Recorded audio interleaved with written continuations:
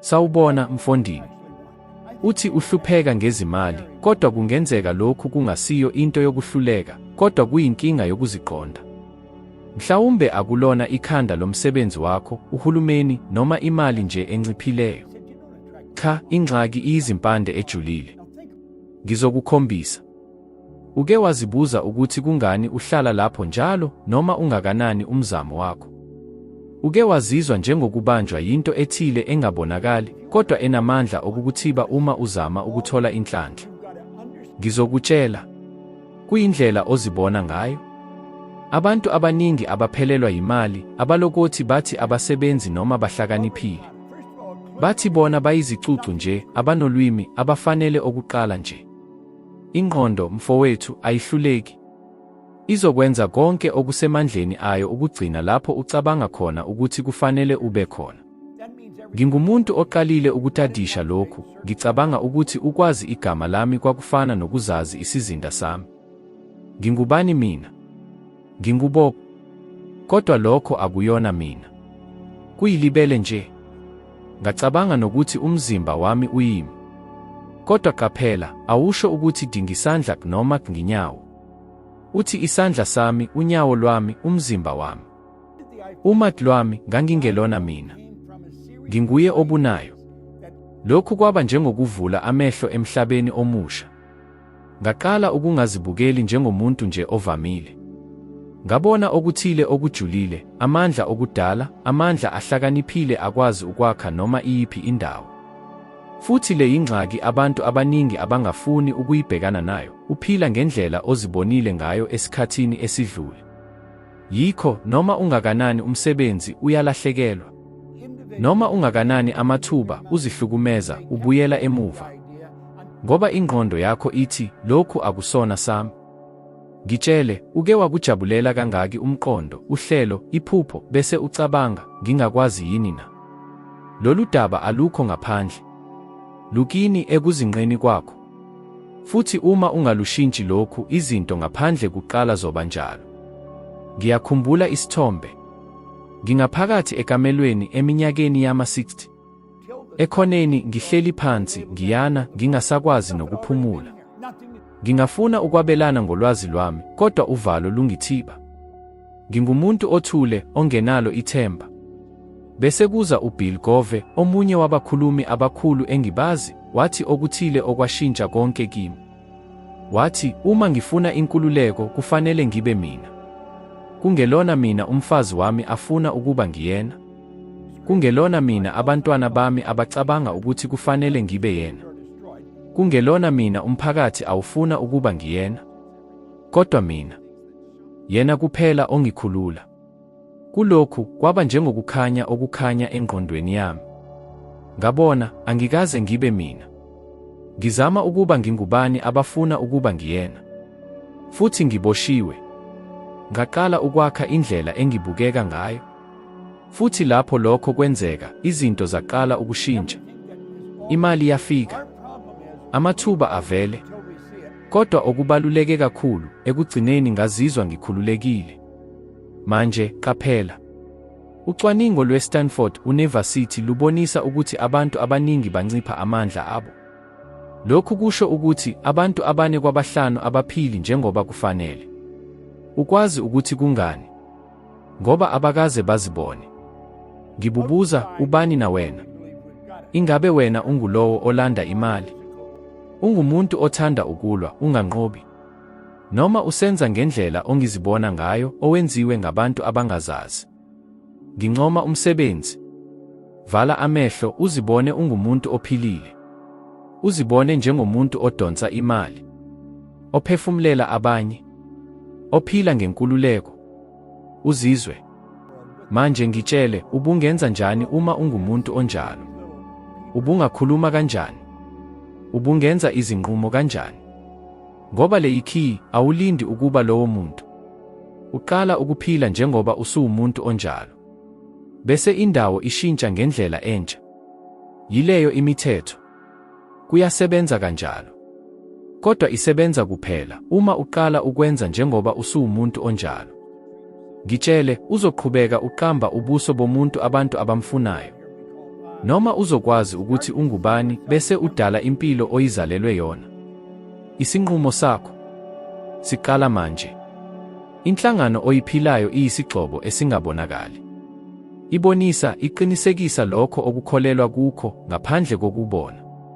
Ngikubone lokhu ngabantu abaningi empilweni yami, abantu abahle, abahlakaniphile, abanephupho, kodwa ngoba besendaweni engafanele, abazange bathuthuke. Akukubi ukuya kwelinye idolobha, umsebenzi, noma izwe uma unezinkolelo ezifanayo, amasiko afanayo, kakhulu abantu abafanayo. Kunjengokushintsha imbiza, kodwa ushiya impande ibolele. Ngikubonile lokhu ngicela ngineminyaka 5 ejele elikhulu eCanada. Ngiya lapho kanye ngenyanga, ngibonile abantu abaningi labo. Abanye babekhazimulayo. Kodwa cishe bonke, lapho bekhululwa, babuyela. Izinga lokubuyela libi kakhulu, ngaphezu kwama-85. Ukwazi ukuthi kungani? Ngoba izwe abaliqonda kuphela, kwakuyizwe lobugebengu. Babelokhu behlangana nalo, belukhuluma ngalo, belicabanga ngalo. Ingqondo yabo yayihlala kule ndawo ngisho noma bekhululekile, babeboshiwe. Beboshiwe kumkhuba.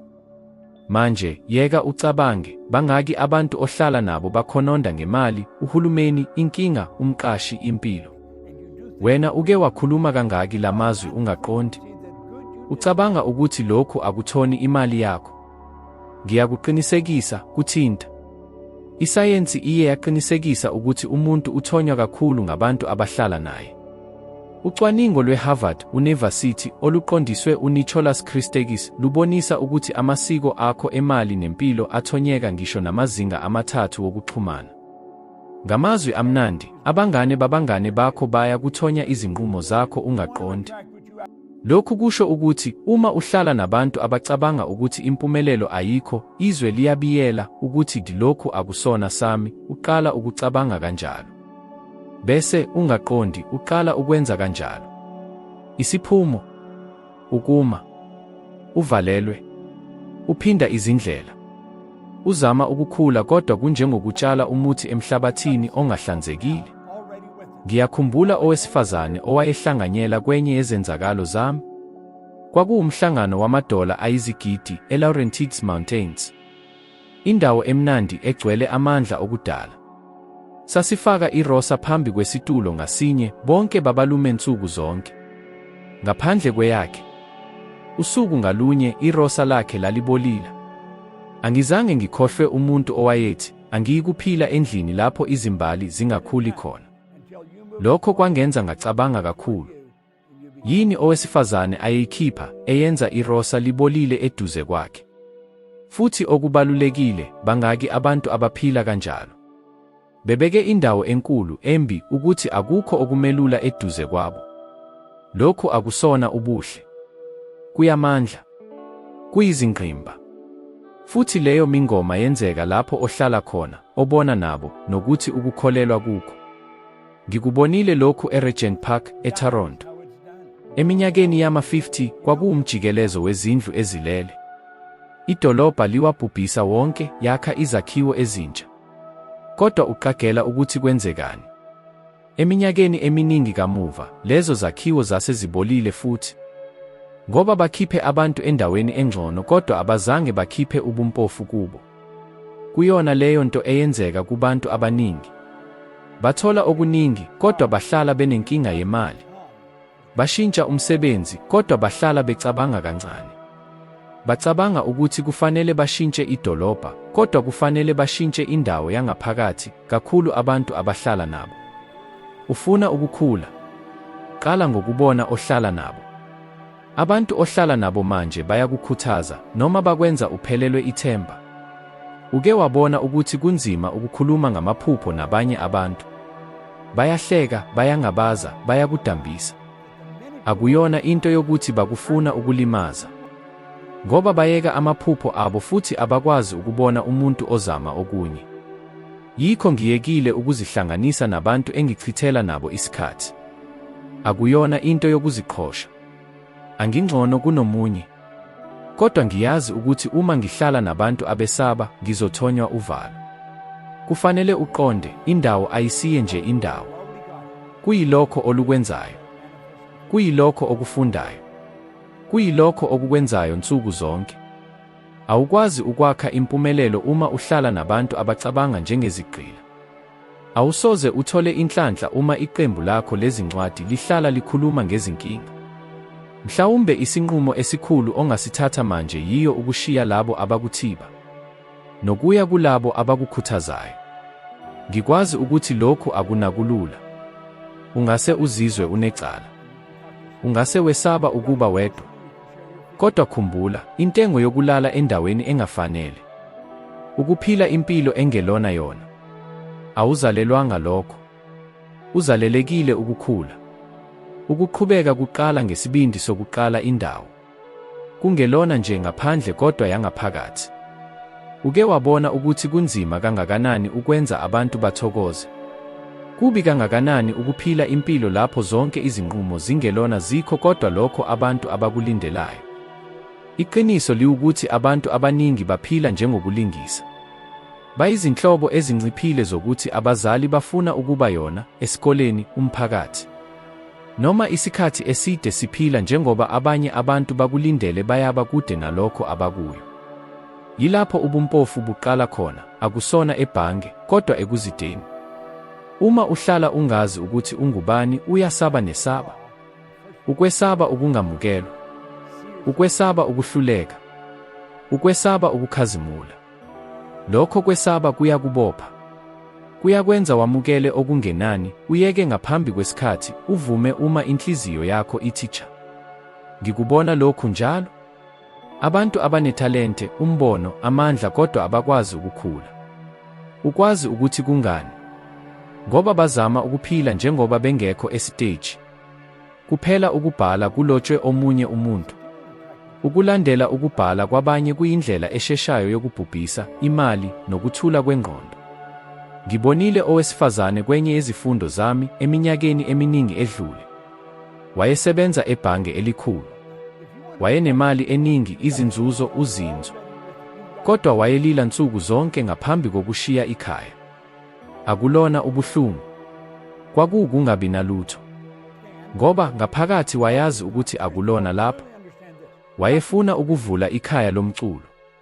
Kodwa wayesaba. Ukwesaba lokho umama angakusho. Ukwesaba ukwahlulelwa abangane.